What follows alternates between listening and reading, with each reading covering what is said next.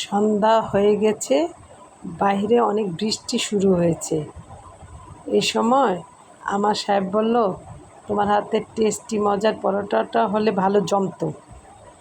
আমিও আটা নিয়ে লেগে গেলাম পরোটা বানাতে। প্রথমে আমি 3 কাপ আটা নিয়ে নিলাম এই কাপ দিয়ে। আসলেই টেস্টি এই পরোটার আমি অনেক প্রশংসা শুনেছি অনেকের কাছ থেকে।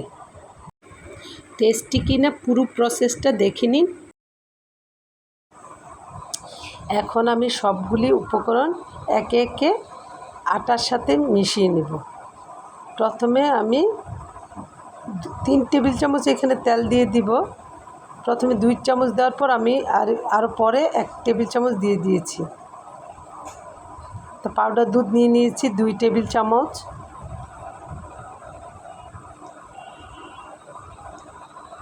আর দিয়ে দিব পরিমাণ মতো লবণ।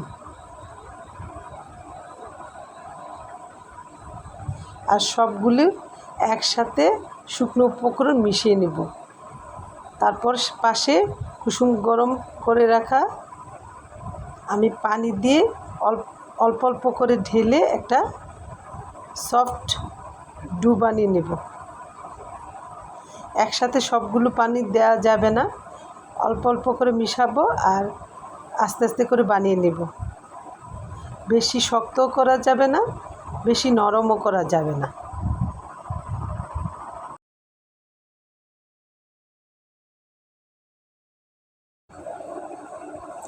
সবাই আসলে পরোটা বানাতে নন স্টিকি তাওয়া ব্যবহার করেন। আমি অন্য একটা পদ্ধতি অবলম্বন করব, আপনারা দেখে নেবেন, পরেই বলছি। এরকম 3টা আমি সমপরিমাণে 3টা রুটির জন্য 3 ভাগ করে নিব। তারপরে একটা বাটি দিয়ে আমি 15 মিনিটের জন্য ডোগুলি ঢেকে রাখব।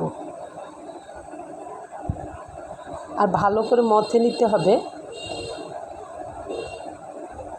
মথে নিলে সুন্দর সফট হয়। আরেকটা কথা মনে রাখতে হবে, আটা মাখার সময় আটাতে বেশি তেল দেওয়া যাবে না, তাহলে পরোটাটা খাস্তা হয়ে যাবে, নিমকি নিমকি মনে হবে, খেতে ভালো লাগবে না।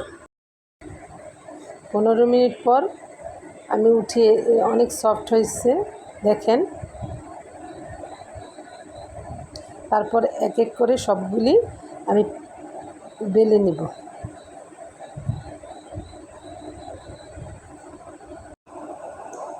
আমার সাহেব আবার একজন স্বাস্থ্য সচেতনের লোক, ভাত অনেক কম খায়, কিন্তু পরোটার বেলায় এরকম একটা বড় পরোটা শেষ করে ফেলতে পারে। দেখেন কেমন একটু পাতলা পাতলা করে আমি বেলে নিয়েছি। তেল একটু দিয়ে আটা একটু ছিটিয়ে তারপর আমি ভাজটা কিভাবে করছি দেখেন। পাউডার আটাও আমি একটু হালকা করে বিছিয়ে দিয়েছি। তারপর ভাজ করে নিব। আমি সবগুলি একইভাবে বেলে নিব এবং ভাজ করে নিব।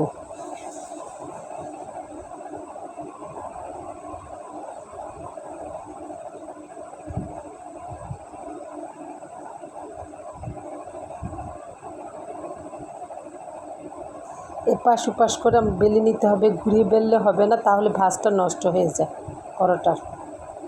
একবার এপাশ একবার ওপাশ করে আমি বেলে নিচ্ছি সবগুলি পরোটা। বেশি ভারীও হবে না, বেশি পাতলা হবে না। তারপর আমি একটা কড়াই বসিয়ে দিয়েছি। এটা সবাই বললাম না, নন স্টিকি তাওয়ার মধ্যে ভেজে নেয়। আমি অন্য একটা পদ্ধতি দিয়ে ভাজবো। আর এখানে খুন্তি ব্যবহার করা যাবে না, খুন্তি ব্যবহার করলে পরোটাটা ছিদ্র হয়ে যায়।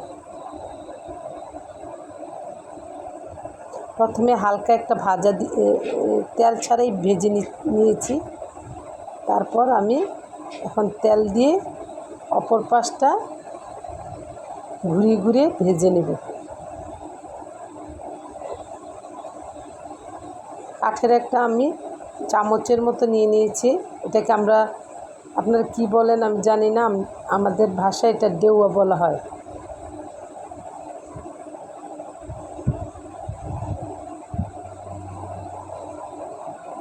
পাশ ভাজার পর আমি উপাসও ভেজে নিয়েছি, কেমন ফুলে গেছে।